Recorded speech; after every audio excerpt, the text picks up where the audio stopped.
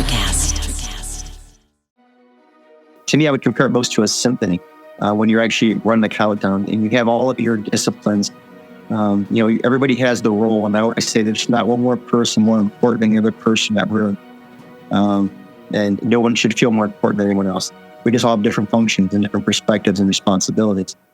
Hi, and welcome to Deep Leadership. I'm your host, John Rennie. Well, I hope all is well with you today. It is another beautiful day here in the great state of Maine, where I'm recording and broadcasting from a cabin in the woods. One of the things I've noticed here is a complete lack of light pollution. At night, you can look up and see millions of stars, which is beautiful and inspiring.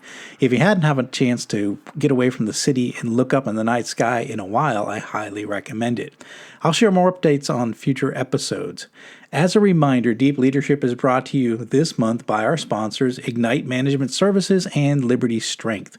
These sponsors help me bring these shows to you each and every week, so I encourage you to click on their links below and check them out. Also, I want to encourage you to join us on our growing YouTube channel. Search for Deep Leadership on YouTube for videos of all my interviews and exclusive content. Well, that is it. Today we're going to be talking about teaching the hard-fought lessons of the past to new generations of employees, and my guest is Michael Ciannilli. Mike is the head of NASA's Apollo Challenger Columbia Lessons Learned program. He keeps the lessons from failed space missions alive so that current and future space workers won't repeat those mistakes. He also works with other companies to help them understand the root causes of NASA failures so they can avoid them in their business. This was a fascinating conversation with someone who has spent his life in the NASA space community. I know you'll enjoy it as much as I did. So, are you ready to dive in? Let's get started.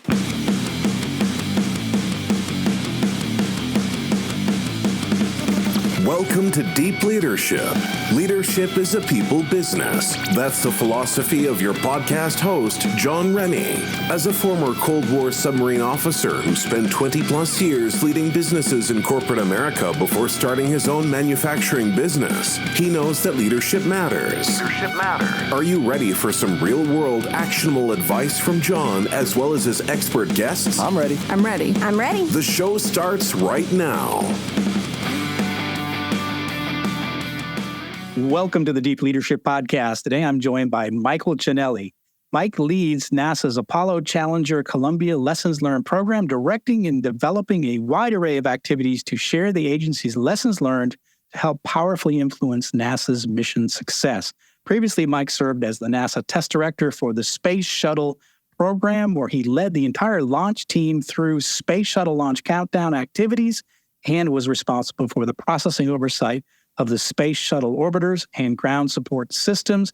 And I am excited to have him on the show to talk about the idea of teaching hard-fought lessons of the past to new generations of employees. So, Mike, welcome to the show. John, thank you so much for the invitation. I'm excited to be here and excited to meet your audience. It's great to have you on the show. You're our first NASA guest, so that's pretty exciting. So I wanted to just start off. Tell us about your career path and how a childhood dream to launch rockets led you to what you do today. John, I'm just one of those lucky guys. I really do. I mean, I grew up wanting nothing else except for launch rockets. I don't know where it came from, but it was just from the earliest days I remember. My coach, I remember, wanted to launch rockets. So my whole life was geared towards that direction. And I worked hard as I could, did everything I could to get there, and everything through high school and college, and ended up at the Kennedy Space Center. That was my goal to work there, and started in 1996. So I'm very excited to start my 27th year, I think it is now, launching rockets and working with a bunch of amazing people. So it's been an exciting journey. I just, you pinch yourself, you can't believe you get to do what you love every day. And through that process, I've met all kinds of interesting jobs. Started out in the engineering world and simulation world, went over to the operations world, and then now I found myself in the third leg of the stool, which is the safety world. So I kind of see it from all different perspectives, how we do this sort of thing. And again, I'm just so thankful to do what I do, and it's an honor to launch rockets. Absolutely, for sure. Yeah, you truly are a rocket scientist. I love it. What were some of the leadership lessons you've learned throughout your long journey with NASA? What are some things you observed and some things about leadership that you learned, maybe even about yourself through this time? Well, there's so many, and some of you learn, Johnny, you'll appreciate this. So many lessons you'll learn, although maybe you didn't realize it. This is like a class you'll take, right? There's those experiences, those moments you have that you're in a certain situation, and it kind of makes you, and you learn something deep down inside based on an experience, and lots of different things. So watching other folks and leaders in action. Would you watch leaders that you find traits that you emulate, and you want to become like them, and it pulls out of you as well. I think one of the greatest traits I've seen from leaders is authenticity. Leaders that really walk. They are who they are. There's no pretense about who they are. There's no aura around them. They love to work. They love to do their very best. They love to help people. They want to bring the best out of other people, and they really love to see people become their fullest potential. And that's something I've seen throughout my career. And very highly accomplished people, but you'd never know it. Sometimes I've seen folks that the bigger the resume is, the more impressive the resume is, the more it's hard to believe they've done all this because they don't have the persona that you would guess that. You think they're just your next door neighbor, a buddy, but they truly come to the table having those talents and traits, and they want to pull the best out of you. And I think it's a quest of never want to stop learning and doing better and tackling new things. And much like yourself and all your different endeavors, I'm excited. You try something. I was in the engineering world, and you kind of get sort of comfortable. You never get 100% right. You're always learning, and then you want to tackle something different. So with operations, and I learned there's so much more to learn from a different perspective. And that's a great leadership lesson I learned. Is, I saw launching rockets through engineering. What are the ops folks doing? I don't know. Well, I became one of those ops folks, and then learned, how do you manage the clock and how do you manage the operations point? Very different perspective. And I gained a great deal of understanding and maybe got better, hopefully. And then went on again from the safety perspective. And I think for me, watching an operation, so to speak, from different perspectives, different genres, different lenses, has helped me truly, hopefully, sharpen my leadership skills so I can truly appreciate the challenges other people face, seeing things from different directions. And hopefully I can be a better person helping them, either staying out of their way or being a greater asset to them to help them do their job better. So those are just a few of the tricks I've learned over the years. Yeah. I love the fact you started with authenticity, and I love the fact that you have met so many people with these fat resumes that you would never know, and I love people like that. When you figure out that wait a second, you're what? I love people like that. They sort of surprise you you find out something about their background, and they don't lead with it. They treat people like humans. They treat people with respect, and you never know they have this, storied past and storied history. I love meeting people like that. You almost have to pull it out of them. You almost have to tell them that, I've met a lot of the Apollo folks, Apollo generation. And, we kind of say the World War II generation was our greatest generation. Well, our Apollo generation was certainly one of our greatest generations. And, I talk to those folks, a lot of them are their 80s and 90s now. And I just try to glean every little nugget of knowledge I can from these folks. And, one of the hardest things that I yet cannot succeed in doing is getting them to use the word I. Everything is, we did this, we accomplished this, our challenge for this. And it is so hard to get them to say the word I and to try, what you do, and it comes back to, we accomplished this. And those are the lessons, John, I see that impact me the most, is really seeing people I admire, like you said, doing that. They've been there, done that, accomplished great things, but they refuse to have the spotlight just focused on subtles. And they pull it back into a wider aperture, and they include everybody else around them to help accomplish that mission. And that's just, that's tremendously impressive to me. Yeah, absolutely. So I have to ask you this, and because it's a unique chance to ask someone like you this question, but what's it like leading a launch countdown for the Space Shuttle? I mean, I grew up with the Space Shuttle program. And so it's wild that you were in that role. What's it like from an emotional standpoint and a leadership point of view? It's incredible. It's incredible. It's electric. It's one of those feelings. It's one of the most intense environments and one of the most fun environments at the same exact time. It's I always like to walk on a high wire act, but it might be something similar. It is just exciting. It's and you're walking the edge of the envelope. You've got a vehicle that weighs, say, 4.5 million pounds. It's loaded with fuel that has the explosive potential of an atomic bomb. You've got your friends and colleagues and American heroes sitting on top of it. You got all your coworkers around it. And you got your launch working with you. And it's incredible. And it feels kind of like, I would assume I'm not a music professional, but to me, I would compare it most to a symphony when you're actually running the countdown and you have all of your disciplines. Everybody has the role. And I always say there's not one more person more important than the other person in that room. And no one should feel more important than anyone else. We just all have different functions and different perspectives and responsibilities.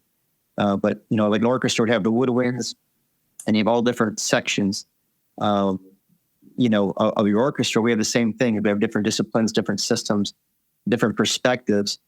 And, my role, you kind of sit up there and try to help guide amazing, talented folks and help them to achieve their excellence. And when it works, the music is so beautiful. It just feels so good. And then you get to the launch, and that's, a lot of sweaty palms, but it is so cool. It is one of the coolest things you can do. One of the things I see when I see rocket launches and I see the reaction of the launch crew, like you said, they're all on edge until, certain evolutions take place where they know it's a safer condition. And you see the cheering and the emotion of everyone because that you've done something difficult and all, like you said, a symphony. You've played the perfect symphony, and I think there's an emotional reaction. That I think is something that I don't think, even is in my 50s, I still love that. Love to see the excitement in the launch crew when that happens, when they recognize that they've accomplished something very significant. It's incredible. And the more I learn over the years, I've learned how this works, the more amazed I become. The military, I could say the same thing, that you're more amazed on the professionalism of the crews, the talent, the technology, the brilliance, and the passion. And you just become more in awe of how this whole thing works and how you can do these types of things. And it truly is exciting. You truly never relax. I can be honest with you until the crew gets home, because at the back of your mind, you're always constantly running scenarios of contingencies. I did a lot of work with contingency planning and operations, and you're constantly thinking of what's the next failure mode, what could happen next. And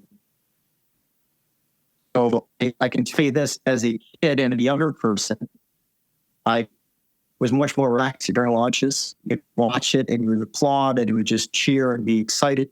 I still do that, but I think my pulse probably stays a little higher and my brain's certainly spinning, thinking of, next milestone, mission objective, safety of the crew, get them home. But when they do get home and they step off the vehicle, I think that's kind of when you take that beat, relax, and probably go to sleep for a couple of days. Yeah. It's funny. We talked about earlier before we got on the program about the similarities between a spacecraft and a submarine. You're operating in an environment where everything outside the vessel can kill you, and it wants to kill you. And so it's life support systems. It's methods to get home in an emergency. It's all of those contingency plans, and it's like you said, you don't truly take a breath that breathe again until the crew returns home. And I felt the same way when we went on deployment. Anything could go wrong. I mean, until we got safely back to the harbor, we were tied up against the pier. And I'm sure, my captain, that was the time when he took a deep breath and said, all right, I got everybody home safe, and we'd be deployed for 100 days at a time. So everything had to be, it's everything from, toilet paper to coffee to, the reactor to everything had to be running perfectly. So it was a massive technological challenge, but yet there's people inside too, you have your crew on the shuttle. So you've got people and you got this massive amount of technology around it. It's incredible, isn't it? It's absolutely amazing. And you, like you said, you realize that you realize the task you're undertaking. And I'm sure, much like you said, the captain going into the teams that support him, you realize it's a pretty ambitious mission, right? 100 days under the ocean. It's incredible. And you're taking everything with you. It's like a camping trip. You can't stop at a grocery store along the way. Everything that's in the truck, you're going with it, and it's got to keep you alive, function, and keep your mission successful for an extended duration. And you said perfectly, John, a tremendously hostile environment. Deep down in the ocean, we don't do very well without support systems, and up in space, it's much the same. So there's a lot of things you have to do right, and a lot of things have to go right. But and that's the major focus, right? To do it correctly. But when you pull it off and you do it for the nation, either being the military or for the civilian space program, is a tremendous feeling to have the honor to let people have you do that as your responsibility and actually accomplishing a mission. Yeah, absolutely. So tell us about this program you're in now. It's NASA's Apollo Challenger Columbia Lessons Learned program. And what was your vision when you created the program? Yeah, I'm super excited about this. Thank you. And, it's interesting. My whole career was a launch guy, right? Processing rockets, launching rockets, landing rockets, and that type of thing. And after the Space Shuttle Program was retired in 2011, I had a duty to, an administrator asked me to help build the nation's memorial to our fallen crews of Challenger and Columbia.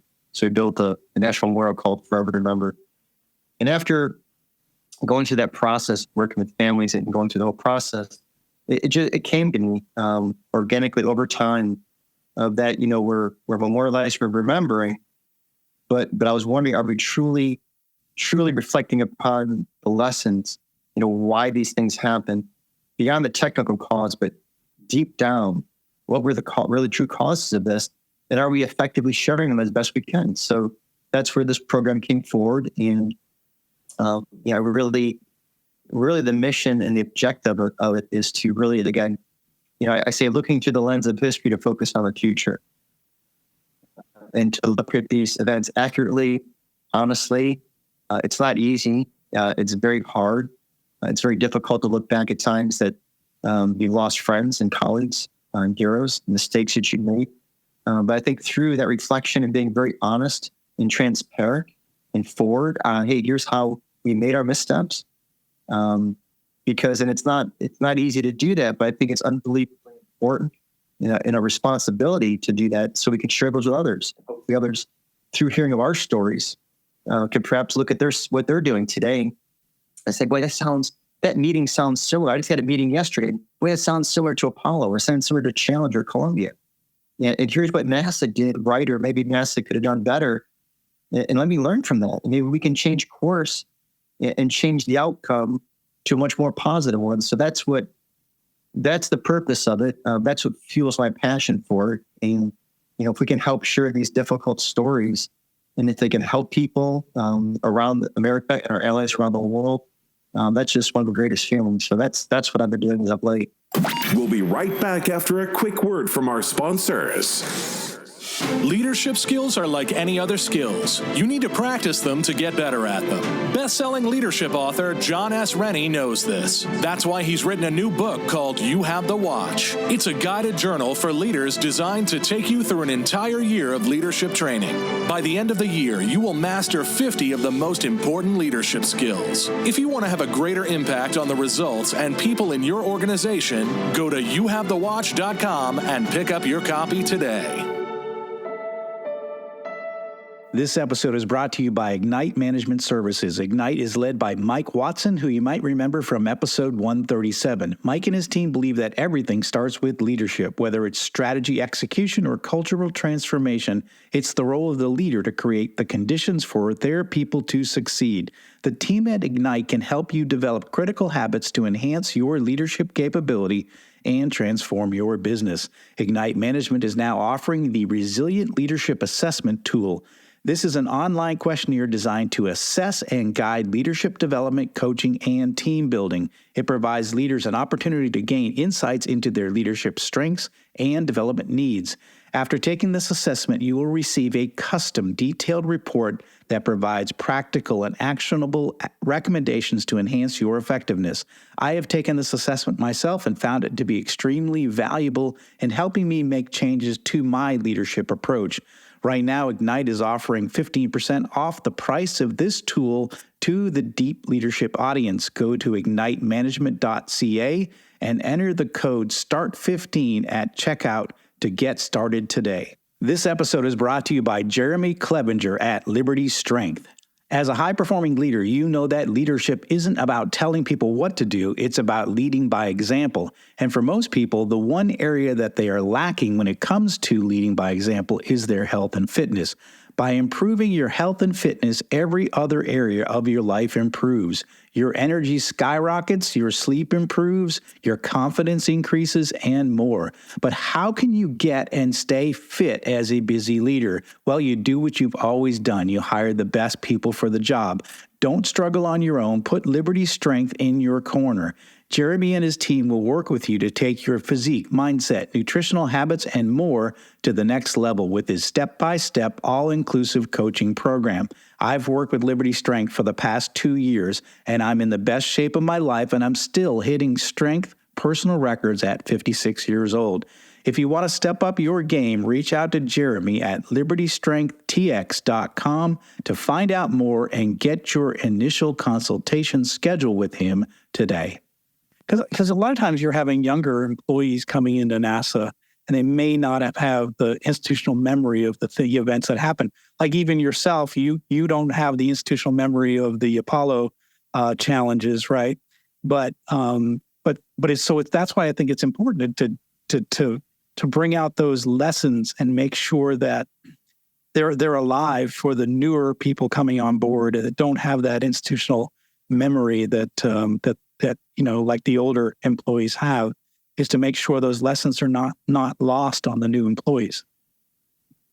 100%, John, and much to stick in the military. And one of my taglines for my program, to Winston Churchill and others have said it as well, quote, those who fail to learn from history are doomed to repeat it. And that's so true. Everyone from a teenager can talk about that up to a military general, right? So if we don't truly learn from our past, the good and the bad, and then try to really take that to heart and then build that into our future, it's so powerful. There's so much wisdom built up over millennia that we can rely upon.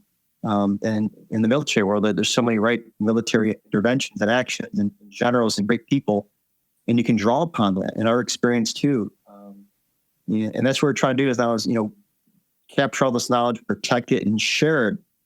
We got a burgeoning commercial commercial launch industry that's huge. It's growing very rapidly. We're partnering with them in many ways, and even beyond. We kicked the program way up, well beyond the space world now, which is really a whole other exciting topic. Again, with the emphasis of all these things, if we can help other folks, there's no greater thing you can do. Yeah. As we talked earlier, as a submariner, we are all trained in a program called SubSafe, and it was based on the loss of the Scorpion and Thresher. And so even like I didn't have the institutional memory of the loss of those submarines. I was too young. But every submariner now goes through and is trained formally in all these programs, which are the hard-fought lessons of the early nuclear submarines. And and for 50 years we haven't lost a single nuclear submarine because of those lessons and how they were taught. So I think, I'm very sensitive to this particular subject because it meant a lot to what I did for a living, and that we made sure that we institutionalized this knowledge from the loss of these crews to make sure it never happened again. And in 50 years, it's worked, and so I think it's really critical what you're doing. Well, thank you. I appreciate that much. It's an honor to do that. And every time I get a chance to speak to a different audience, I truly feel humbled and honored to be able to do that, because you don't know what information you're going to share that's going to hopefully help someone save the day in their world. So how do you actually share these lessons that are learned through NASA? So give us a feeling for how you're doing the sharing of this knowledge. Yeah, it's multi-vector approach. It really is. I mean, it's interesting. I do everything from in-person speaking events. So I'll travel around the country, speak in person. A lot virtual. So do a lot of virtual presentations and speeches and conversations with folks. And those are formal presentations.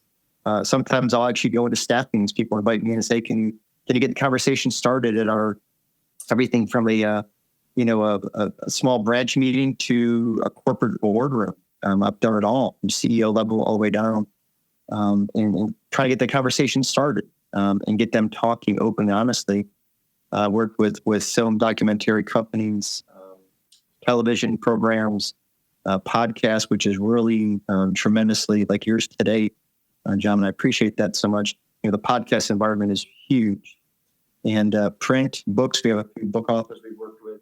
So really, it's a lot of answers to that. But I found there's just, in today's world with our technology and media capabilities expanding, there's just so many different methods and vehicles to reach people. So I'm always excited when someone says, "Hey, I heard you on a podcast, or I saw you on this TV show, and would you be willing to collaborate? And can we talk further?" And this gets the word out, which we really want to do. We want to get the word out to millions, and to really, because for so many more people, we can still help and still share this knowledge world.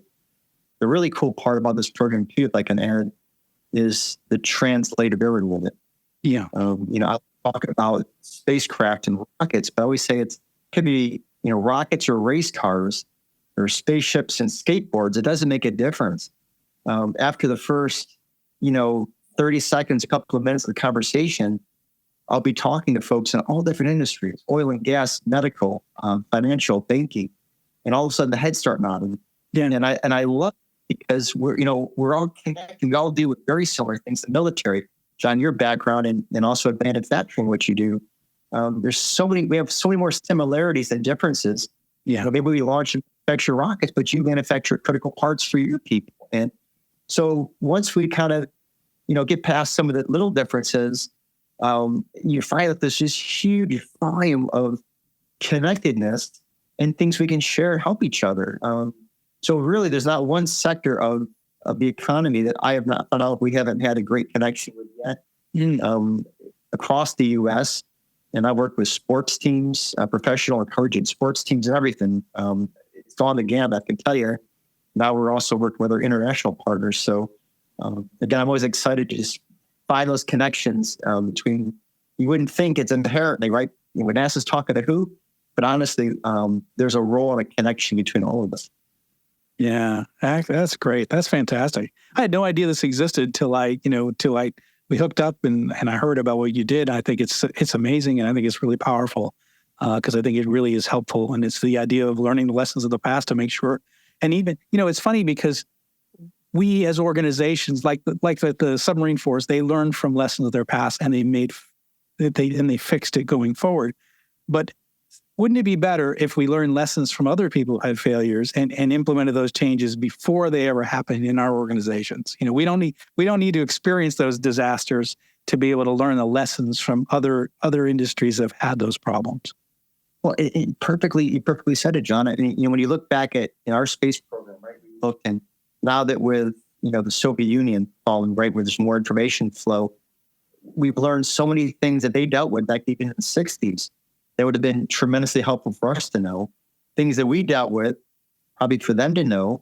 Now you see it with the commercial world and all different genres. And, I always say an operating room and a firing room are so similar.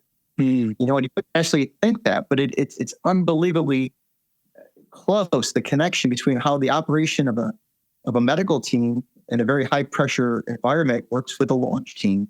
And so when you kind of, like I said, peel back the onion a little bit and realize we're all kind of similar, and you start sharing things, well, heck, maybe there's things we can help those folks, and those folks can help us. And it really is, it's pretty inspiring to think about it that way. Yeah, it really is. It really is. So I wanted to take you back to 2003, when we lost the Columbia shuttle. What was it like participating in that recovery of Columbia and the crew after that accident? I'm just curious to know, like what was the team dynamics like? What were some leadership lessons you took away from that? What were the emotions that were going through at the time? Because I think it's someplace, it was a moment in history that you were a part of.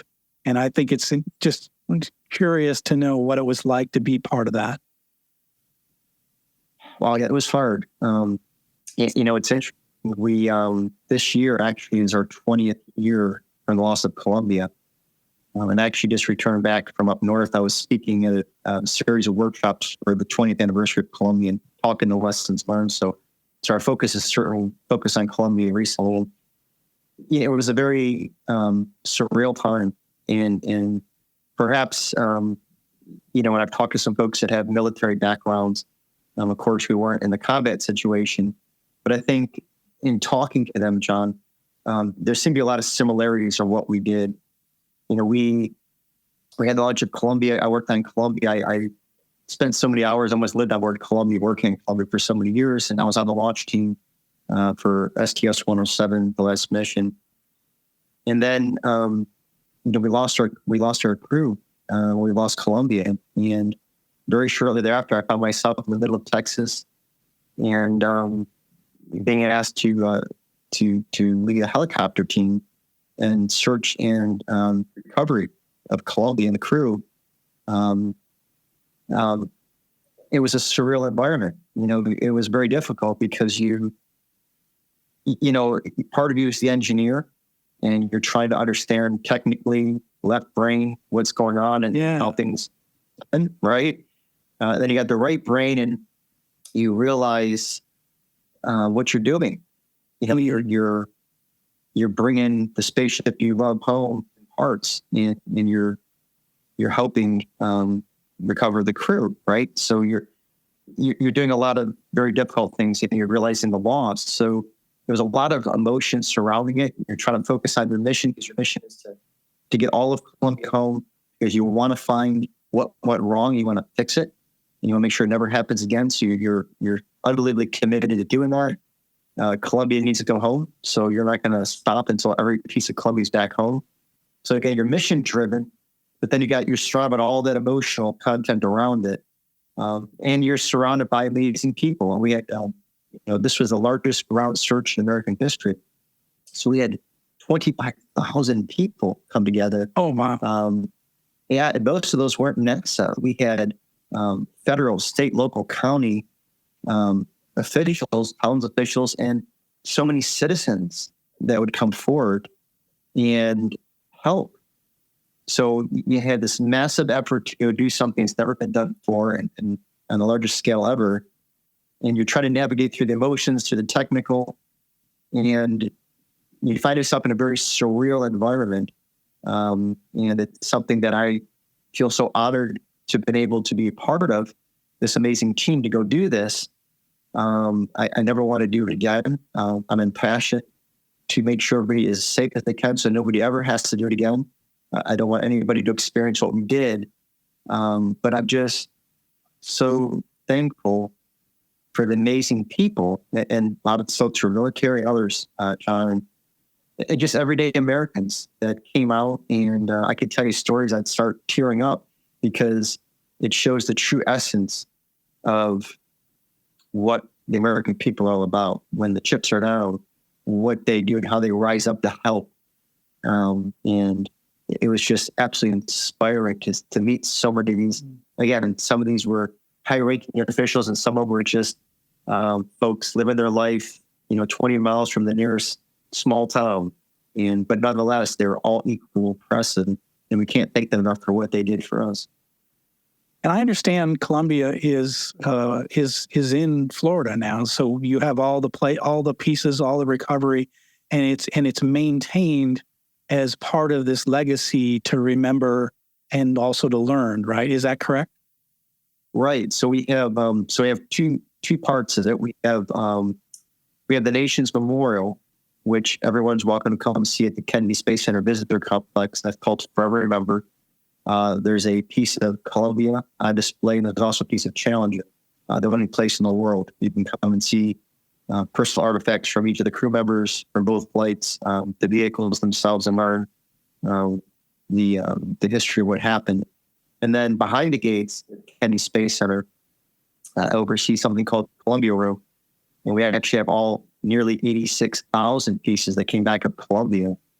And what we do there is really effectively teach the lessons. We really get deep into it in a very honest, frank, and sometimes difficult conversation, but we get into the lessons learned and talk about that. And that's everyone from the new kid on the block engineer that just came on board, to our administrator, to senior government officials, elected officials, and everyone in between. And we really try to enforce those lessons to them. So again, one's the memorial, and we do try to do a tremendous amount of learning. And then, of course, the vast majority of the country and the world can't come here and see that in these secure facilities. So what I try to do is take through this ACCLP program is to take the lessons out and take Columbia, if you will, with me on the road. And her and I work together along with the crew and really share these lessons in a very intimate way with folks that may not be able to see the hardware, but they can sure hopefully gain from hearing the stories and learning the lessons going forward with what they do. Powerful. Mike, what final message would you like to leave with our listeners today? Well, John, I can't thank enough for the opportunity to share this. I appreciate that. And what I'd like everyone really to know is, what I do with the Apollo Challenge at Columbia Lessons Learned program, this is a collaborative program. This NASA that feels so important to share these lessons with the world that I really invite people to reach out to us. We stand ready to work together. And as we discussed before, there's lots of ways we can do that. There's ways we can do that through film, through television, through podcasting, through speaking arrangements, through print and other methods. And I really invite them to reach out, discuss ways that we could probably perhaps help them and sharing this knowledge, tailoring it to perhaps what they do. And if we can be of service to them to help keep their people safe and to increase their mission success, then that's something we're very much interested in doing. So that's what I want them to know. Please, we're collaborative, reach out. And if we can find a way to work together, then I'm all in. Sounds good. How can our listeners find out more about you and learn more about this important program? Well, probably the best way, there's a couple of things, and I think you might be having on your show page links to shows. So I appreciate you putting those up for me, John. And, we have a great video that about a 27-minute video. It explains the program in pretty good detail and explains what we do, why we do it, and how we do it. There's also a LinkedIn where you can reach out to me personally and share your thoughts, and you can discuss ways of discussing it further in detail. And then we also have a great program website that has a tremendous amount of resources. The website's not complete yet, but it's got a lot on it already, and it's a great resources for learning and lessons. And there's a huge media section that also has a lot of content for learning. So, and you can also reach out through me through the website. So really, LinkedIn, the website directly to me, and then the video is a great way to learn about what we do. Fantastic. We're going to go ahead and put links in the show notes for those resources. And Mike, I really appreciate you coming on the show. Listeners, we've got to learn these lessons from the past if we don't want them to repeat. And don't go through disasters on your own. Learn from what happened in NASA and the lessons they learned, the things that they fixed. It's a great way to prevent them from happening in your business. If you're leading a hospital crew, if you're leading a fire brigade, you're leading a police department, you're going to learn lessons from what NASA has done and this effort they're making to learn from their past. So I highly encourage you to check out these resources that Mike has given us and reach out to Mike and see if you can learn more from him and you want to have him out to your organization. He's willing to do it, and you can learn from his experiences with NASA. So Mike, I really appreciate you coming on the show and sharing this really unique perspective on NASA that we rarely get to hear. So thanks for coming on the show and thanks for sharing all this information. John, thank you so much for the time to share some of these thoughts and ideas. I really appreciate that greatly. And thanks to your audience for taking the time to listen to what we have to share, and hopefully we can be of help and service to them. Absolutely. Thanks again. Thank you, sir. Well, that's it for today. Thank you for listening to Deep Leadership. If you like this podcast, please subscribe and share so we can continue to build a world with better bosses. Until next time, this is John Rennie saying take care and lead well.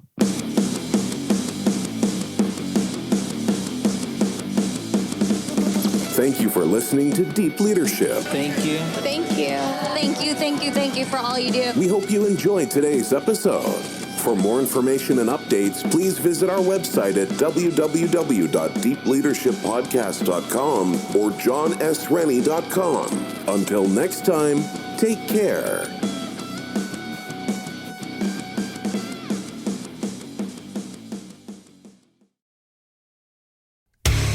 Hey there, I'm DC. I host the rock podcast, Back to the Arena, The Interviews. It's about a 30-minute podcast where I talk one-on-one with a band who has released new music. You can find us on all the best podcast sites like Spotify, Apple, Google, iHeartRadio, and more. If you're a rock fan like me, subscribe today to Back to the Arena, The Interviews.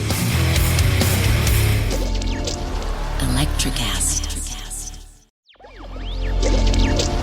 Electricast. Welcome to Tuning Into Sound Wellbeing, where we harmonise your mind, body and soul. I'm Amanda, your sound therapy expert. And I'm Stephen, the curious explorer uncovering the mysteries of sound. Together we explore vibrations, frequencies and the power of sound therapy and tuning forks. Discover ancient wisdom, reduce stress and tune into a healthier life. Subscribe to Tuning Into Sound Wellbeing today.